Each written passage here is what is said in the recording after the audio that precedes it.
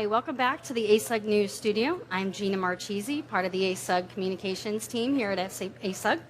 Joining me today are my friends Jennie Moreau, Communications Trainer for ASUG Headquarters, and Crone. Hi, Gina. You are ASUG veteran volunteer, member of the ASUG Board of Directors. Thank you both for joining me. You're welcome. We're going to talk today about Leadership 2.0. Leadership 2.0 is a program that we have run for the last 2 years on ASUG. It's a thought leadership program building professional development skills. Jennie, you've played a critical role in developing the program with me, which I'm very grateful for. Tell me a little bit about what we've done in the last year. We've rolled down a speaker development program, which I know is not new this year, but it's really taken off, and communication workshops. Well, both of those things, thanks Gina, and I've loved working with you on this, and the program has really developed as a result of what we're hearing from the chapters, the kinds of things that people want. So the communications workshops are a series, chapters can request this, and I go and I do 1 hour workshops with them. Speaker development is something that started as a result of our education program, because we have all these great speakers for BOUC, for annual conference, and we thought, how do we enrich the experience for them? So we developed a series of 4 webcasts that people can join that deal with how do you structure a presentation, how do you really define what your intention is with your audience, platform skills, and then the thing that's been really successful, we have speakers share the before and after slides. And so they become mentors for each other, which is so great.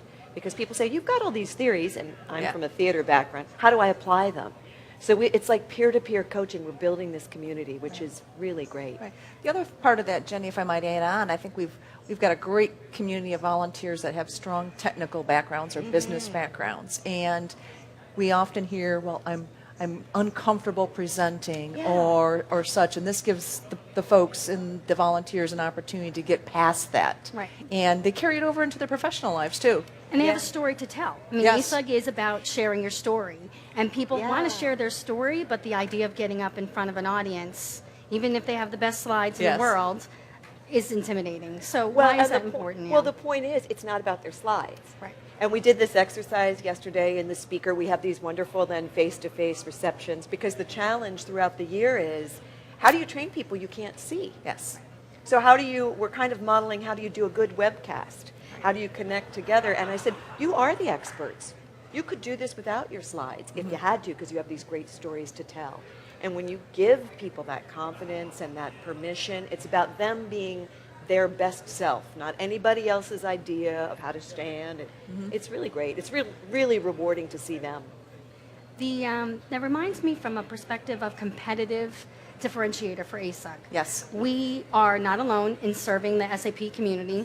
There are other companies that provide events, that give thought leadership, that provide customer stories. But what do you think, Chris, about the value we're giving to our speakers, to our attendees, by building a speaker development program? Is that insightful, helpful? It is, because I think if we look at our tagline with the real experience, real advantage, we're adding on top of that. So we're not only looking to the functional technology business experts to share their experiences and their content, but we're also giving them an opportunity to grow themselves. So I think it's a win-win for everybody. It's a win for the people that are attending the session or the event, and it's a win for the individual.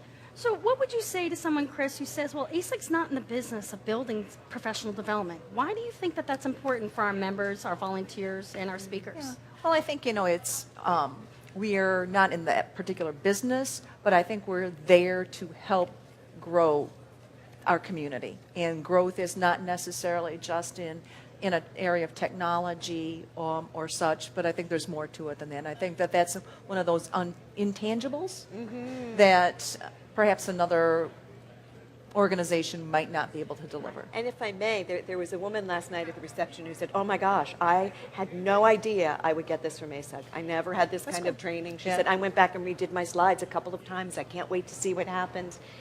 That's great. That's really why we do it. We talk about soft skills, and the communication workshops that you run at the chapter level, I know started with our volunteers at our volunteer meeting. We have more than 400 volunteers that support ASUG on an annual basis.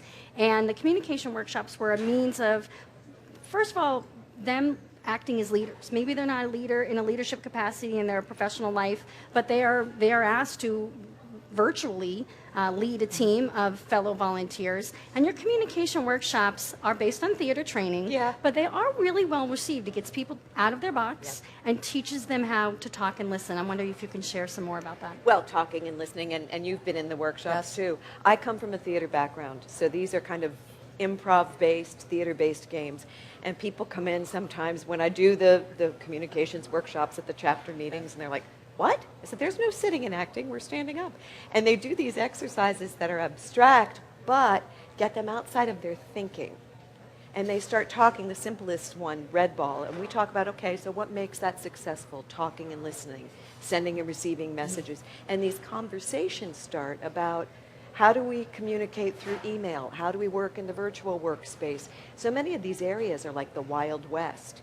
And you get these people in a room face to face, starting discussions, coming up with best practices or proposed best practices. It's exciting, and it's similar challenges that everyone's facing, but they all think they're alone. And when you get them together and they realize, oh, well, we could work on this proactively, that's great.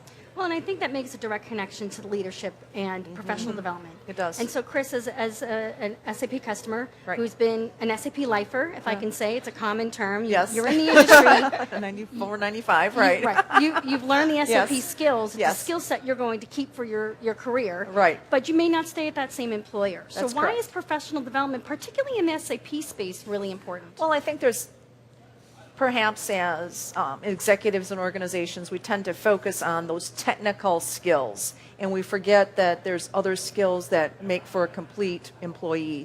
So as we afford people the opportunities for speaker development, for communication development, they can use that in other areas also as they're looking to advance their own careers, being more comfortable making presentations in their own business environment, presenting a business case to a senior executive and not feeling like they're going to have the big one.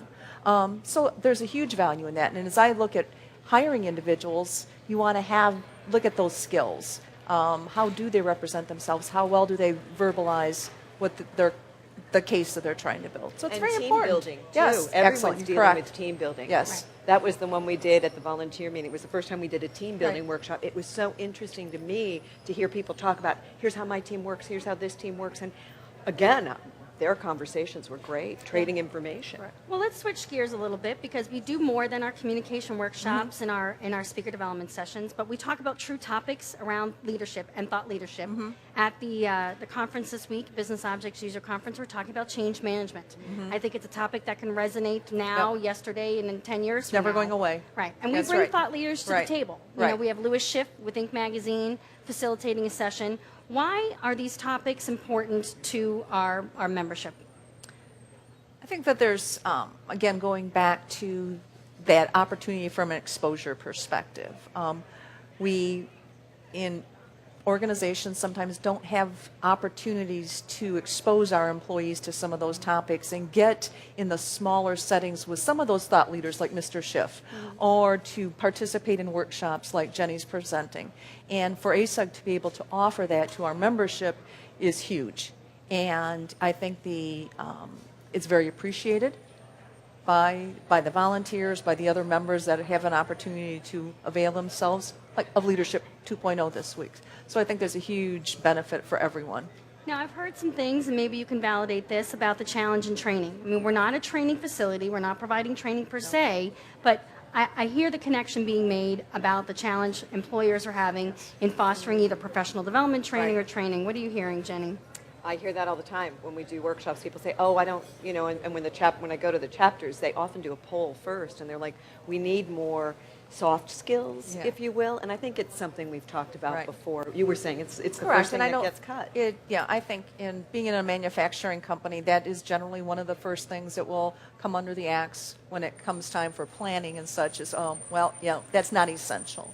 Unfortunate, but sometimes those are some of the decisions that have to be made, and these are still things that people need, they crave, they want, and they need as part of their overall toolkit in order for advancement. So we talked about change management. I know in the last 2 years we've tackled the issues of goal setting, mentoring, leading through change. acting in, dealing with crisis communications. Yep. What are the topics you're hearing people want to learn about? Chris? I think some of the things that are never or ever present, I guess is a better word, is conflict resolution. Yes. Whether it's within your own peer group or in other settings. Negotiation, and not necessarily with a vendor per se or a partner, but again, it can be part of that conflict resolution. So I think those are again some additional tools that members and volunteers could use in their toolkits. And we have some members of the volunteer community who have great expertise in these things too, and are able to bring in and that's the other thing that's so great, is that they're Yep. kind of mentors for each other, Right. and starting to become more involved in Leadership 2.0 and lead some of these programs. So that's great. We have a great resource available Oh, to us. yeah. I know we have our year cut out for us for 2014. We Yeah. have a year-round calendar we want to fill. We want to continue on the momentum beyond just the face-to-face large events, speaker development, communication workshops. What are the things that you think that we need to do to continue to fulfill this momentum?